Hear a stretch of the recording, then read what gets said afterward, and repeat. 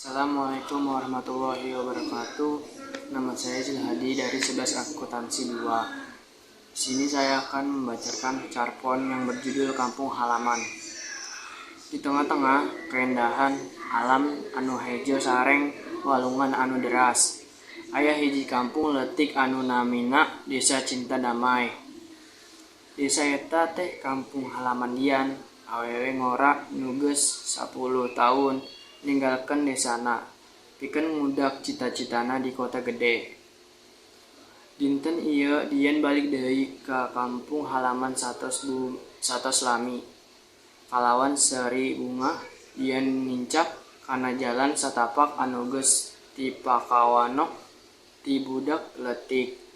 Imah-imah kaya di sisi jalan ngabagekeun wilujeng sumping ngaliwatan seri warga anu mikawanoh maranenha. Hawa seger jeung sengitna kembang desa mapai-mapai dian kalawan nostalgia. Imah heubeul kulawargana anu sederhana masih nangtung pageuh nyepeng sajuta kenangan indah di Unggul Juru. Ti saprak anjo ka kampung dian ngarasa kahanten jeung kabagjan anu luar biasa. Warga desa ngabagakeun anjeunna kalayan rangkulan anu hanet nyarioskeun beja panganyarna sareng naroskeun ngeunaan kahirupan di kota gede. Sadaya ieu ngajantenkeun dian janten budak deui, pinuh ku kabingahan sareng kapanasaran. Dina raraga ngabegakeun balikna dian, warga desa ngayankeun reuni leutik di alun-alun desa. Lampu hias nyangan handeupeun langit wengi anu cerah.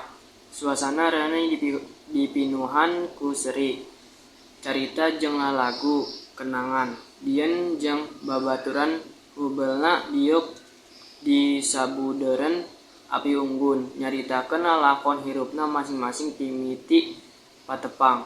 Salwa, sobat dalit dian ti leutik sering riang, nyaho dian ieu kampung teu kungsi kabagean ieu ti saprak ninggalkeun sarerea sono kanu seri jeung energi positif anjeun.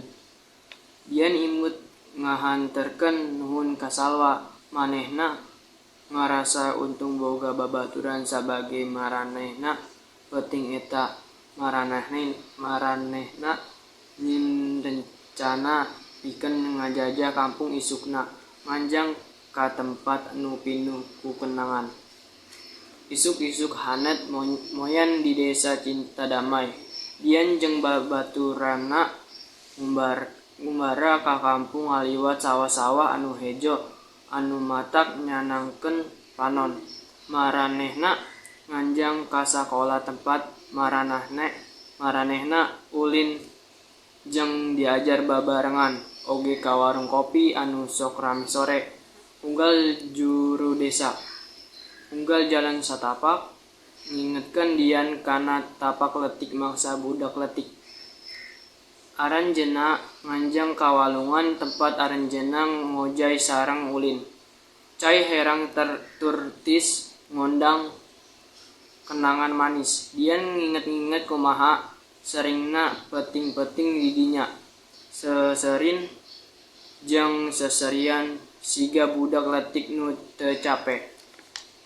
Salila lalampahan maranehna dian oge papanggih loba rupa heubeul jeung saha manehna kungsi babagi seri jeung cimata.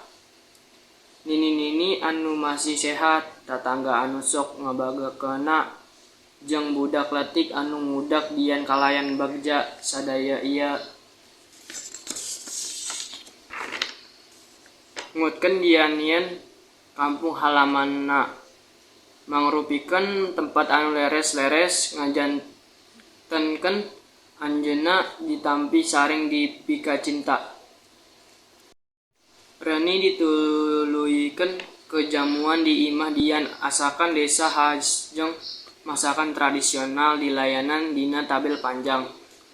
Tatangga rerencangan saring kulawarga ngariung dina kebersamaan anu hanet. Aranjeunna seri nyarioskeun carita sareng nyanyi lagu-lagu rahayat anu ngemutan kenangan anu manis. Tapi kawas unggal carita reuni waktu pas jadi gancang peuting lingsir dia nya sadar yen isukna kudu balik deui ka kota gede. Isukna handeupeun langit nu masih kanen burem. Dian siap-siap ninggalkan lemburna nu hanet. Perpisahan sok sasah, tapi Dian terang yen anjeunna nyiepkeun bumi langkung seur tibatan kenangan. Anjeunna mawa cinta imah, silaturahim jeung kabagjaan di kampung halamanna. Samemeh indit Dian nyarita ka bapana, hatur nuhun, Pak, ieu kampung salawasna janten tempat anu masihan kakiatan sareng kanya. Abdi janji bakal uwi deui. Hate nu pinuh ku rasa syukur Dian indit. Di tukangeunana Desa Cinta Jeung Damai tetep nangtung pinuh ku carita jeung tapak kenangan. Dian ninggal kampung halamanna anu jauh, tapi anjeunna terang yen bagean tina kampung halamanna salawasna aya sareng anjeunna ngajalin kahirupan di kota gede. Kalayan kahanatan sareng kahadean Desa Cinta Damai, kampung halaman anu bakal dibanggakeun ku anjeunna. Terima kasih. Carpon dari saya. Wassalamualaikum warahmatullahi wabarakatuh.